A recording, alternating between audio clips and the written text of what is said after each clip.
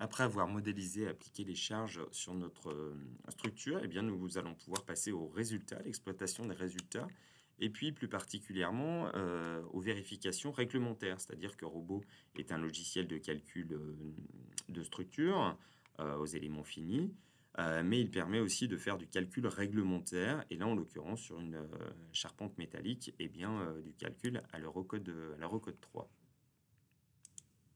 Pour cela, je vais lancer les calculs en cliquant sur le petit bouton qui est ici. Si j'ai des erreurs de modélisation, Robot va me l'indiquer éventuellement.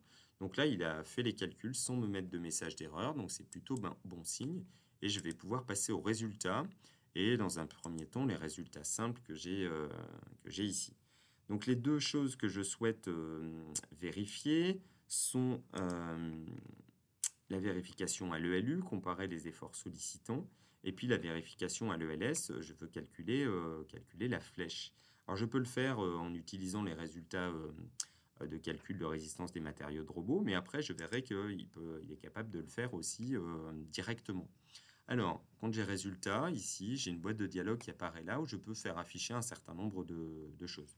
Là, j'ai un chargement qui est affiché. Attention, ici, c'est que le chargement sous le cas de charge G, que le poids propre. Alors, à l'ELU, moi, qu'est-ce que je veux lui faire vérifier? Le moment fléchissant, par exemple. Donc, j'applique. Ici, il va m'afficher le moment fléchissant. Mais attention, moi, je veux le moment fléchissant pas sous le cas de charge G, sous la combinaison que j'ai définie à l'ELU, ici.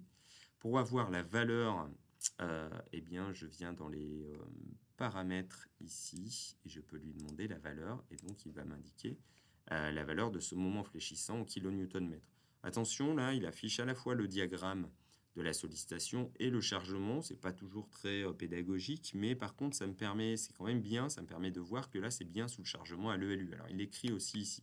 Alors, je vais quand même effacer les charges, parce que c'est plus pertinent comme ceci. Donc voilà, le moment fléchissant de notre poutre, là, c'est 13,68 kN/mètre.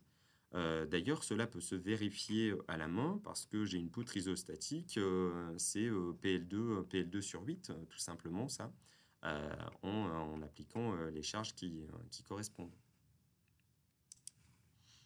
Donc PL2 sur 8 avec les données que j'avais là, eh bien P, ça va être, attention à l'ELU, c'est les éléments qui sont là, multipliés bien sûr par la largeur d'influence et les différents coefficients.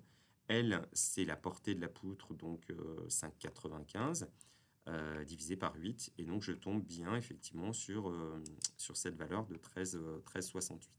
Ensuite, à l'ELS maintenant, est-ce que à l'ELS, je veux vérifier le moment fléchissant? Bien, pas du tout. Donc à l'ELS, je viens supprimer l'affichage de ce moment fléchissant. Par contre, je veux afficher la déformée. Je veux afficher la déformée exacte pour les barres, celle qui prend en compte la rotation des nœuds ici. Donc c'est la déformée exacte pour les barres.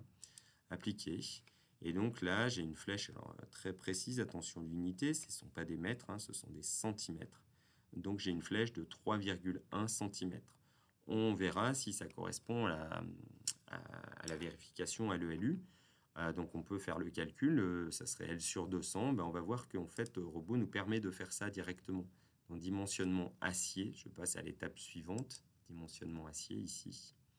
Dimensionnement acier-aluminium. J'ai une nouvelle fenêtre de travail qui apparaissent. Et je vais pouvoir paramétrer ici les pièces que je veux vérifier et puis lancer la vérification.